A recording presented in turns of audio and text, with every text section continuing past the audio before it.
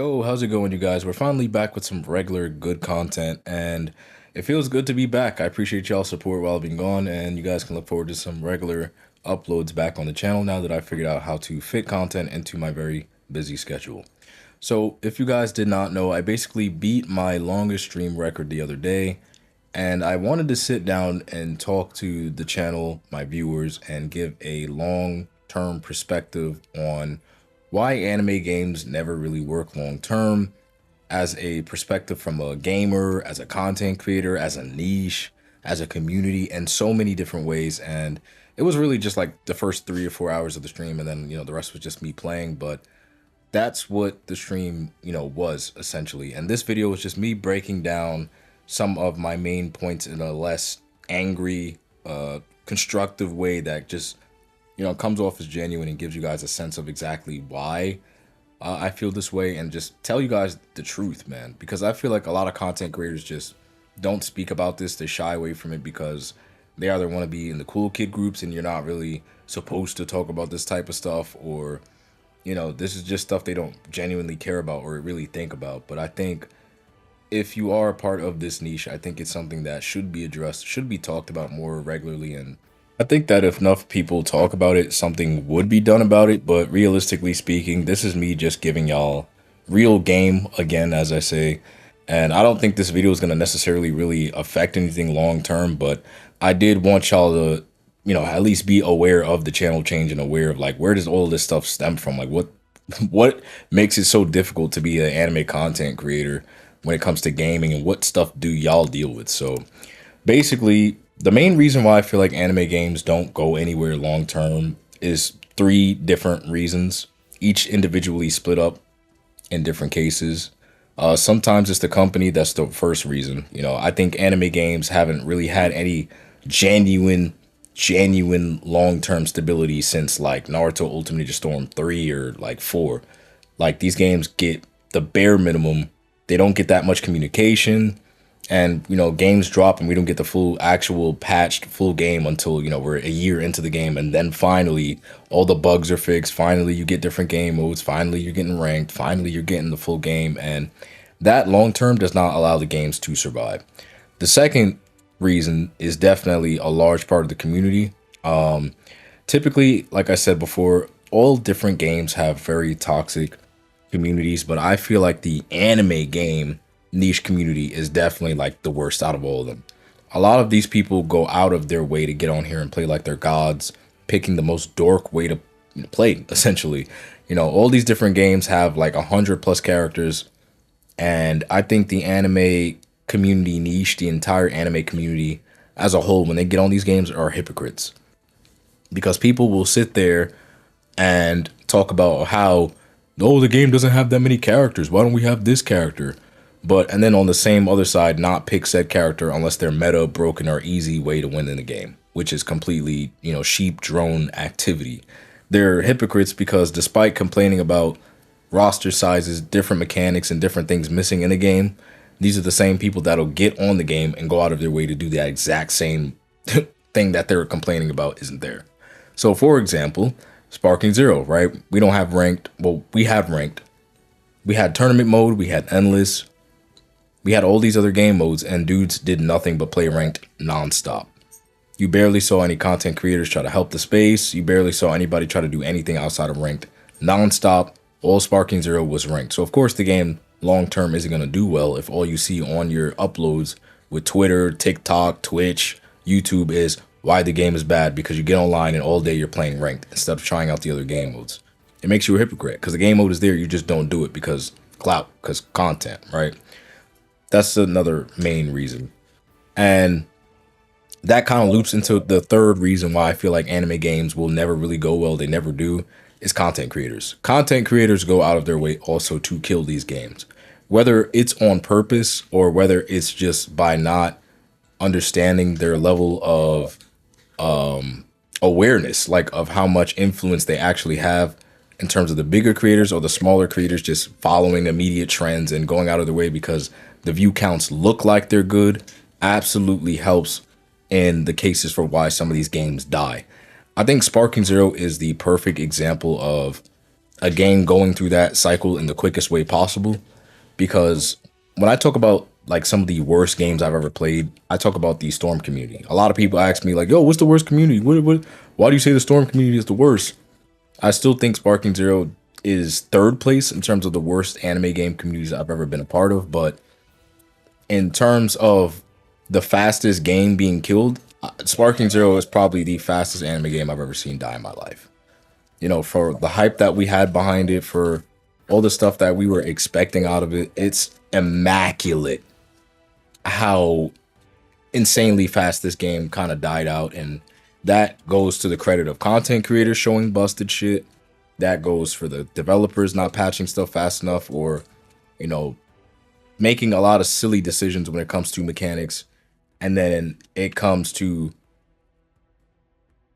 the community itself going out of their way to exploit and use these things nonstop in an atmosphere that's supposed to be enjoyable. So typically what will happen with the anime game is you'll probably have one of the two or maybe two of the three issues with a game, and it just never goes long term because of that. So sometimes you'll get a game that drops and it'll have no type of extra content from the developer. They put out bare minimum patches and the game just dies out because it's not good. And then you'll have the community go out of its way to kind of exploit certain things or just consistently hate farm the game, which just kills it even faster.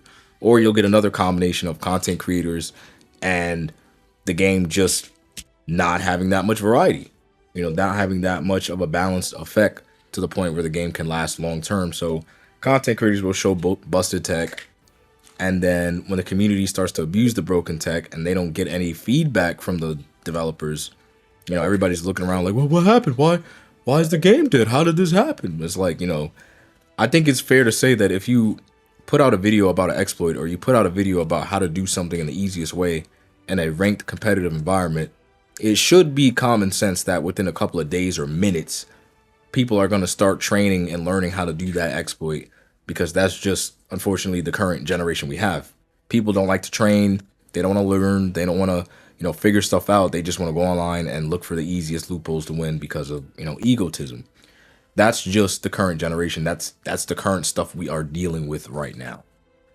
And because of that, you know, even in cases where developers do patch stuff quickly, even in cases where developers go out of their way to kind of stop and help the game's lifespan out, it doesn't work long term, because again, the content creators and the community immediately look for the next crazy thing to post online for either clout, view clicks, or different things that just are petty reasons to kill off a game, whether they're aware of it or not. So that's why I feel like anime games just don't go anywhere long term, because sometimes you'll get a developer that actually actively patches a game pretty quickly. In my opinion, I think Sparking Zero, for the amount of characters we have in the game, was patched fairly quickly in terms of mechanics and balancing and stupid ass mechanics that probably should have been looked at before the game even released. But the fact of the matter is, they patched it pretty damn quickly. But as soon as they patched one thing, you had dorks hopping online, making guides on how to do the next thing. And like I said, obviously in a ranked based environment where people are fiending to get an imaginary Z rank, it's pretty obvious that they're going to go online and use that exploit every single game to make sure that they can get there the quickest way possible. That's just common sense. So like I said, you never really win. If a developer puts out the game and it's incomplete, then it's incomplete. It's a bad game. It's going to fall off by itself. If a developer puts out the game and they put out quick fixes, you're going to have content creators and community members go out of their way to make sure the game dies quickly by putting out loopholes and stupid stuff. And that just leads to no game having a long-term lifespan, because people just don't know how to stop being dorks. You don't. And I already can hear it. The typing, the keyboard. Well, I can't tell you guys the amount of people who tried to sit there and defend people playing dork-like in my original rant video, and it's gotten to the point where I'm just tired of trying to debate people and argue for why a video game should be played for fun, why it's not fun to run into UI every game, why it's not fun for you to have to counter and figure out a way around infinite sweeps, why it's not fun to play against infinites. Like, you can't argue with these people. People will sit there and genuinely try to defend these mechanics and tell you it's a skill issue, get around it, you're not good, you can do it too, so why don't you do it?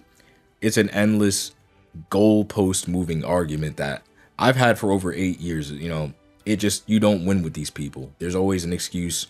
And the problem is nobody wants to take accountability.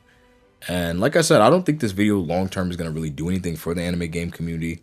I don't think this video is going to change anything, but I haven't uploaded in a while, and my lack of enthusiasm outside of my busy schedule for why I haven't uploaded is just trying to find out a way to keep passion in my current craft without wasting my time long term.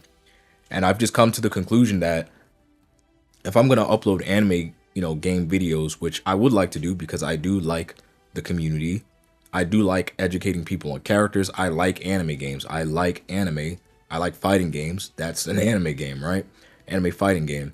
Then I would continue. But I realized I can't put so much into it that I actually care to the point where I'm investing money. I'm investing long-term time. I'm like literally sitting here making up strategies to try to help a community that never will help itself. And that's what I've come to the conclusion of. It's literally everybody pointing fingers at each other. It's whenever we do get a positive outcome, somebody looking for the negative and exploiting the negative and then looking around and wondering why the game is negative. That's basically what anime fighting games have become. It doesn't matter. People will always complain about something. It doesn't matter how quickly a dev will patch something. Somebody's going to look for the next broken thing. And when people find out and realize that, hey, this is a video game, 99.9% people who are getting on these games are hopping off work, they're getting out of school, their busy day, they just want to hop online and play the fucking game for fun with their friends, bro. Like, when people realize that is the long-term goal of playing a video game to enjoy themselves, I think this cycle might begin to stop. But again, like I said, we're in a very egotistical, delusional society right now where people define fun based on a win screen. And I've memed this to high hell about how stupid it is to dictate how good you are based on how many times you can win on a video game, when most of the time these video games aren't even balanced enough to really take seriously. But y'all go above and beyond to make sure you literally can't win in most of these games by finding loophole-ish dumb shit. Like, the entire concept of neutral doesn't exist to a lot of people. But I'm ranting here, I'm rambling, but I'm trying to explain to y'all why, in my shoes, it doesn't make sense to like long-term really invest a lot of stuff in this community. A lot of content creators don't help. Most people barely talk about this subject or, turn a blind eye to it. They like to pretend like, oh, it's a kumbaya, we all grow and grind together. Like, no, people grind together who they want to see up on the top. That's what I have also discovered in this environment. If you're like trending, if you're one of the cool kids, you go to the spaces, you get to go on all these different events. But even that long term doesn't matter if those same people that are up at the top aren't helping to support these games, aren't doing anything positive to push these games that they so-called care about. It doesn't matter how many times you go on a Twitter call. It doesn't matter how many like group environment calls we have, or like, who's trending, who has clout, who's doing what. It doesn't matter what tournament you host. None of that stuff matters if long term you're not trying to positively help the game or just educate the community as a whole. Everybody turns a blind eye and acts like everything's cool because it works for them, because they're a part of the status quo.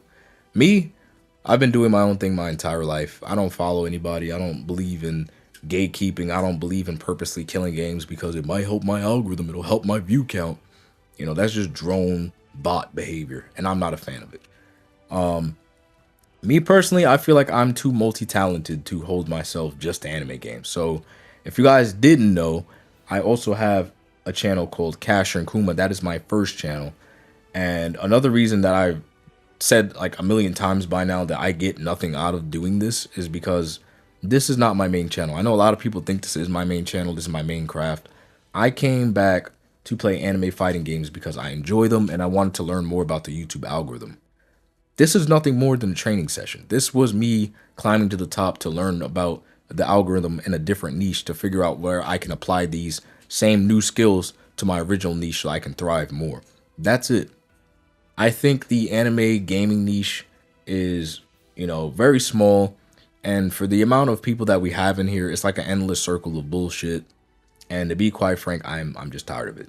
Am I deleting the channel? Am I getting rid of my Discord? Nothing like that, bro. I'm not dramatic. I'm not going to quit just because, I'm not like top dog or I don't like the environment. I care enough about you guys, I care enough about anime games in general to just do what I'm gonna do anyway and just filter it all out, like ignore it.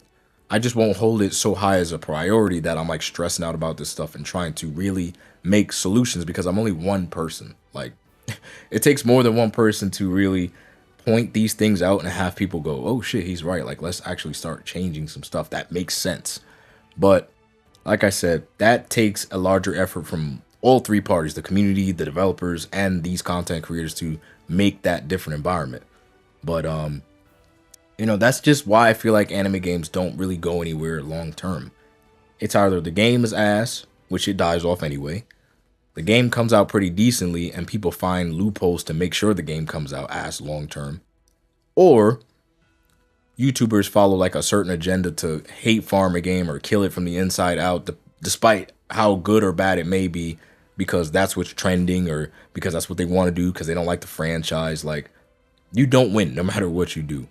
So that's basically why I feel like anime games just die, why dorks always win, why no matter what game comes out, the dorks win. Sparking Zero is the biggest franchise that has ever dropped in terms of like Tenkaichi and that type of stuff. And to see the biggest franchise die like in 2 months, like blinking, is absolutely insane to me. That's the biggest dork feat I've ever seen. Even Storm didn't die off that quick.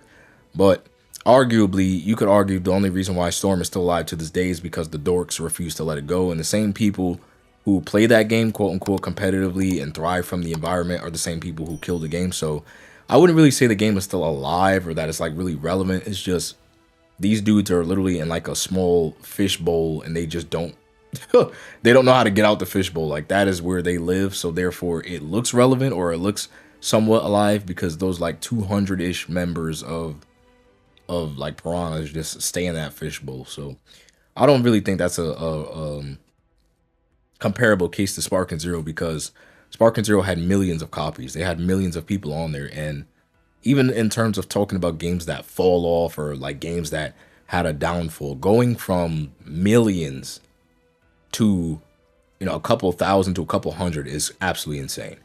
Yes, I know all games fall off. That's just how it goes. I know Black Ops released. I know other games released, so it helps with the fall off. But people don't take accountability, and that's the last time I'll say on this before I end the video. Like, the main reason why I'm totally done speaking about this, like I said, I'm going to release my unfiltered rant from the stream because I feel like it would, one, be a lot more enjoyable for you guys. I know a lot of you guys enjoy my rants. But two, because I'm just tired of talking about a topic that nobody does anything about. It's just that nobody takes accountability. Like, I have seen so many content creators, so many people in the communities sit there with a straight face, hype up a game, talk about how it's going to change the environment, how it's going to change the anime game niche. Oh my god, I've been waiting for this game for years, bro. I'm going to do this for the community. We're going to do events. We're going to all work together. And then the game drops and all you see, dudes, is follow the trends, upload the exact same content as the next man, and do absolutely nothing to actually help the game space. That's all they do, nonstop. The same people that hype up these games before release are the same people releasing guides on how to do broken stuff and then sit around looking around like, why is the game dead? Why is ranked toxic, bro? If it baffles me that nobody really pays attention to this stuff though, but it's cool to be hype about a game, but if you drop a guide on how to abuse a mechanic, I don't care how big or small you are of a creator, you have influence. It's even worse if you're a bigger creator because of your pure influence. One video for you hitting 300k showing an exploit or something that's really, really stupid in the game is going to impact the long-term state of the game because that's just how much influence you have as a creator. And a lot of people just don't either care or they just haven't thought that deep into it, but it does matter. The next argument people give me is, well, somebody would have done it. Yeah, but it doesn't have to be you. If you're a big content creator and you genuinely care about these animes like you say you do, if you genuinely care about this niche like you pretend you do, then you should be trying to help out the space and put out positive outlooks on the game, try to give out tips, try to get in contact with these developers, try to genuinely do stuff to better the community instead of showing them how to be toxic, showing them how to, like, these dudes are literally giving them the torch on how to be toxic. That's essentially what I've been seeing 90% of bigger content creators, and it just never stops. How to do this online. This character's insane online. I get it. You got to get your clicks. You got to like, but you know, for a lot of people, I feel like it's not even an excuse at that point for like, oh, but it's the algorithm, it's the clicks. They want to sell themselves because some of them are big enough to the point where they could upload a video of them washing their car and people would watch it. So I don't see the need to educate people on a broken mechanic when you could sit there with an outside garden hose watering your fucking plants for like 20 minutes and people would still pull up and watch it. It just doesn't make sense to me. So I feel like that's a bit of a cop out and an excuse. But even if a smaller creator uploaded a glitch or like a how-to guide, how to be an exploit, it still wouldn't get as much traction as somebody who's immediately large in the community or large in the anime game niche space. I want to make it clear, I don't think any large creator owes me or anybody anything.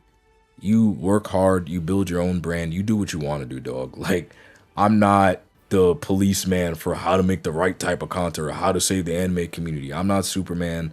I got my own flaws. I got stuff I'm learning about, what to do, what not to do. But the pure, blatant, outlandish shit that a lot of these dudes do that kill these games is baffling to me.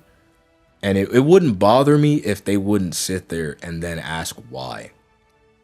This wouldn't be a topic. This wouldn't be a rant. This wouldn't be a long video if people didn't do it and then, you know, ask why. That was the biggest problem I had in the Storm community. Dudes setting fires and looking around asking why the building's on fire. That shit drives me nuts because the lack of accountability part is what drives me nuts. Like, it's not rocket science to know that if you drop a broken character guide or if you drop a how-to loophole glitch guide that within 24 hours, big or small, that's probably going to be on majority of, you know, people's presets or playlists or however they play in the game. And yes, that is your fault. You are the problem. You are the problem. And that's really all I wanted to say in the video and kind of explain to you guys where I'm at with the anime game niche headspace and why it's kind of getting more difficult to upload these videos. I'm not going to abandon the channel. I still have a couple of ideas. There's still a lot of people I'm collabing with and doing stuff for you guys because I actually care. I give a fuck. Like, I'm not fake.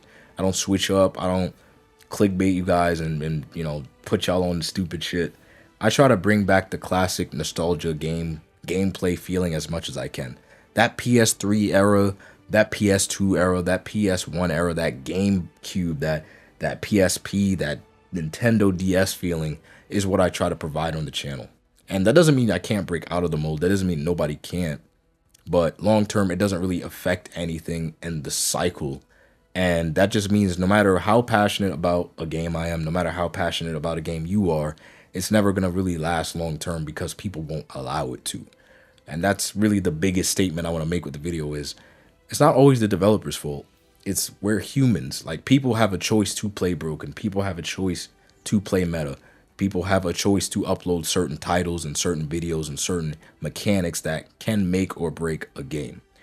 And, you know, people have a choice to follow trends. It's all a choice at the end of the day. And I'm just tired of people walking around feeling like, you know, or acting and talking as if there's a gun to their head. Like, no one forced you to pick UI Goku, bro.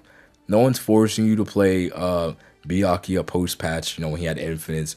Nobody's forcing you to play Mask Ichigo. Nobody's forcing you guys to do any of this stuff. This is stuff you guys get on here and aspire to do because it makes you feel superior. It makes you feel like you're good at a game that's meant to be for fun. And that's essentially what kills off these games long term. I think people really have genuinely forgotten what the true definition of fun is. And no, stop typing. I don't want to hear your bullshit about, well, what if it's fun for me? Because if that's fun for you, go download Elden Ring, give yourself infinite health, and I'm sure you'll have a ball. But that's all I really wanted to say in the video. It's a very long-winded video, but next upload will be Wednesday. I'm going to start putting you guys out for the guides, the Bleach content, and I have a couple of different other channels I'm building. I'm kind of building like an anime empire kind of thing. I'm trying to brand myself in many different ways. I'm a very multi-talented individual. I have a lot of different talents that I just either don't tell anybody about or I just don't explore enough because I've been investing a lot of my time long-term into stuff that just never really returns. And one of them is being the anime game community. Like I said, I love y'all, but You know, it's a numbers game, not in terms of viewer count. I'm talking about numbers in terms of long-term results for any of these games to work, for it to mean something. And, you know, it never really goes anywhere. I don't think people understand the fact that, you know, 2K or 5K or 30K for a video is not that good. YouTube has millions of people on here, and people do backflips when they hit like, oh my god, bro, I hit 5K on my video. Like, that's cool. If you're a growing channel, that's amazing. You should be proud of yourself. That means you're doing good. That's progress. But, you know, for me personally, as somebody with many multi-talents, that's basically me pigeonholing myself when I can just go to my other channel and hit 34K by accident. Like, just being myself, just doing stuff I enjoy, being passionate, just literally. And that's just one of the things that I'm talented at. I'm good at voice acting. I'm good at making music. I'm good at talking about real life solutions. I'm just a very multi-talented person. And like I said, I'm trying to build an empire of like, I don't know, like a Kaizen village or like a Kaizen corporation. Something that allows me to branch off to my many different talents and create channels around that brand and just make it one big umbrella. So if you guys are interested to see where this goes, don't forget to join up in the Discord. I will be updating you guys per each of my channels and when I make them, when the uploads, what they're going to be about. And, you know, that's really it. That's the upload. Very long video. It was going to be like 5-10 minutes, but I just sat down, I started talking, and I just never stopped. I'm not going to edit it. I feel like this is a genuine video, and if I edit it, then at that point, you know, it just becomes a little bit ingenuine. I might split this into 2 parts, but this is something I feel like a lot of people should hear. So I appreciate y'all for watching. If you guys enjoy the content, don't forget to hit the like, comment, sub, and I will see you guys on the next upload with some more Bleach content. And I'll see you guys later, man. My fate doesn't matter.